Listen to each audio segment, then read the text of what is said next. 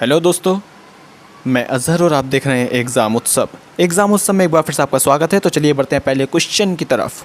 Saudi अरब ने किस देश के लिए अपने ऋण और तेल की आपूर्ति को समाप्त कर दिया है? Option A Pakistan, option B Myanmar, option C चीन या फिर बांग्लादेश। सही आंसर आपका गाइस यहाँ पर ऑप्शन ए हो जाएगा, पाकिस्तान। अगर इसके बारे में बात की जाए तो यहाँ की कैपिटल इस्लामाबाद है, मुद्रा पाकिस्तानी रुपया और यहाँ के पीएम इमरान खान है।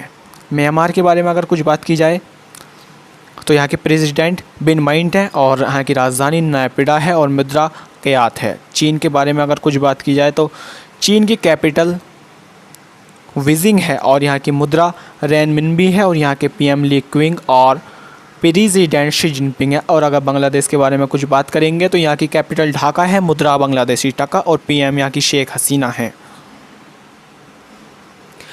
अमेरिका के राष्ट्रपति ट्रंप की सहायता से यूएई और किस देश के बीच 13 अगस्त 2020 को ऐतिहासिक शांति समझौता हुआ है? Option A Iran, option B Israel, option C Philippines या नन ऑफ दीज।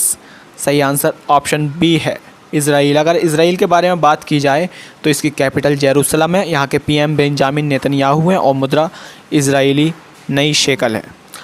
अगर इस विवाद के बारे में बात की जाए जिसके लिए शांति समझौता हुआ है तो इन दोनों देशों के बीच कई सालों से चल रही दुश्मनी नए समझौते के साथ ही महत्वपूर्ण हो गई। नए समझौते के तहत अब दोनों देश एक दूसरे के साथ राजनयिक संबंधों की बुनियाद रखेंगे। और यूएई के बारे में बात की जाए तो इसकी फुल फॉर्म यूनाइटेड अरब अमीरात है। सुप्रीम कोर्ट ने हाल ही में किस वरिष्ठ वकील को अवमानना मामले में दोषी करार दिया है? Option A Ram Jethmalani, option B K Venugopal, option C Prashant Bhushan और ऑप्शन डी हरीश साल्वे। सही आंसर गाइस इसका आपका यहाँ पर है प्रशांत भूषण।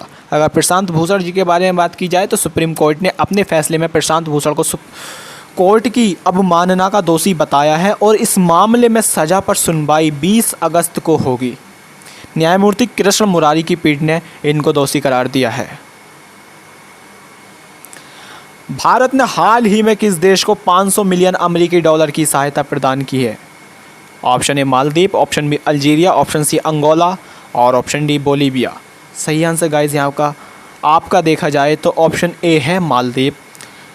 केंद्रीय विदेश मंत्री ने अपने मालदीव के समकक्ष अब्दुल्ला शाहिद के साथ व्यापक बातचीत के बाद ये घोषणा की थी।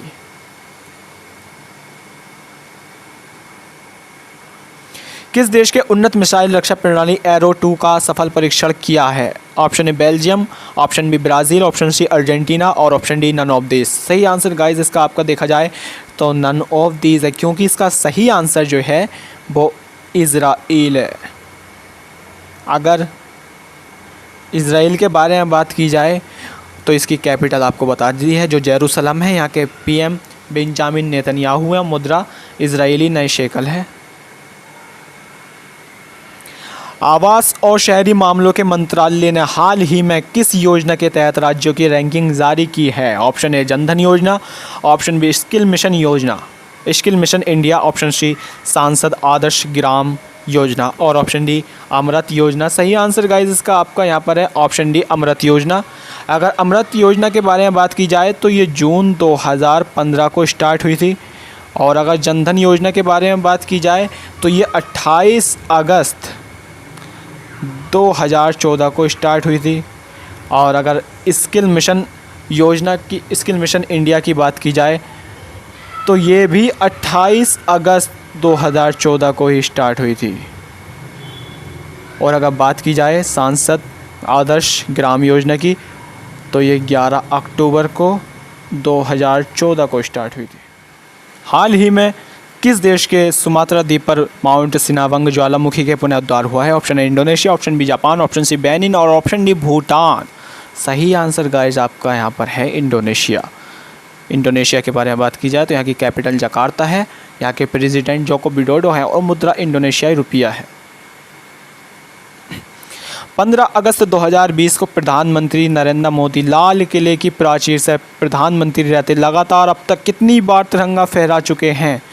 ऑप्शन ए 7 बार, ऑप्शन बी 6 बार, ऑप्शन सी 8 बार और ऑप्शन डी 5 बार। सही आंसर आपका ऑप्शन ए है 7वीं बार। अगर बात की जाए तो स्वतंत्रता दिवस के अवसर पर लाल किले पर सबसे ज़्यादा बार राष्ट्रीय ध्वज तिरंगा फहराने का रिकॉर्ड पंडित नेहरू के नाम है। उन्होंने पीएम रहते 17 बार तिरंगा फहराया। उनके बाद इंदिरा जी का नाम आता है जिन्होंने 11 बार तिरंगा ध्वजारोहण किया था या तिरंगा फहराया था। उसके बाद अगर गैर कांग्रेसी के मामले में बात की जाए तो गैर कांग्रेसी के मामले में सबसे ज़्यादा ध्वजारोहण करने वाले प्रधानमंत्री नरेंद्र मोदी हैं।